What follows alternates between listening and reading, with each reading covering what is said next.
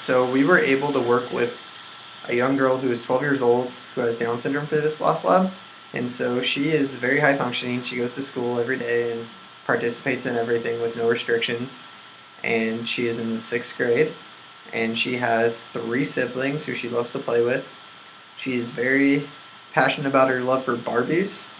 And she really enjoys pizza and ice cream, we found out. But so moving on to some of like her struggles, we found that some of her bigger impairments was she does have some core stability like weakness and some endurance issues, which has possibly led to some weight gain, which we saw might be an issue in the future.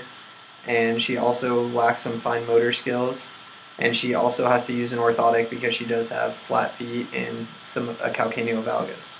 And so the two areas that we saw that were easiest for us to address and might impact the whole as a future more would be that her endurance training, which could work on some of those weight gain issues and just make her more physically active and let her go out into the environment and play more often.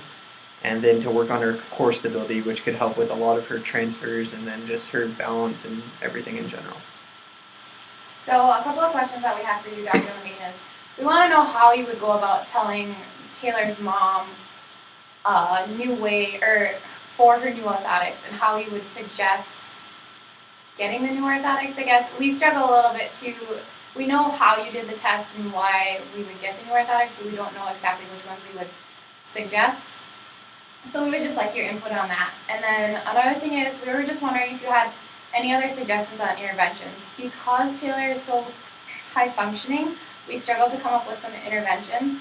And so we were just wondering if you had any more suggestions for us in that area.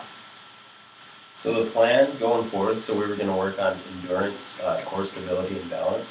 So for endurance, we have tag and red light, green light. And then for balance, we're going to do some trampoline, possibly toss her a ball, just kind of work on those motor skills as she's doing the jumping and working with the core. And then what Simon says, we're going to allow good rest time, but we're going to start with some core stability right off the bat. So we're going to do some bear crawls, some crab walks, and then also do some sit-ups and push-ups. The reason why we chose these two category interventions as far as core stabilization and endurance are we found some research supporting this.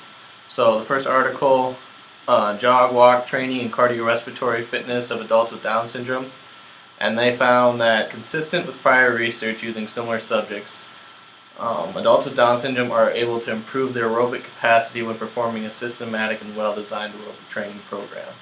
So we thought that would transfer very easily to children and being able to get her endurance up and her cardiovascular fitness up also. And then our second article was Effective Core Stability Training on Static Balance with Children with Down Syndrome.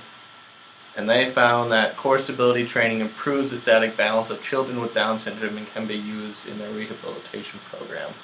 So again, we saw her with different things like sit-ups and push-ups having some limitations, so getting her core strength, which will help her with all her daily activities.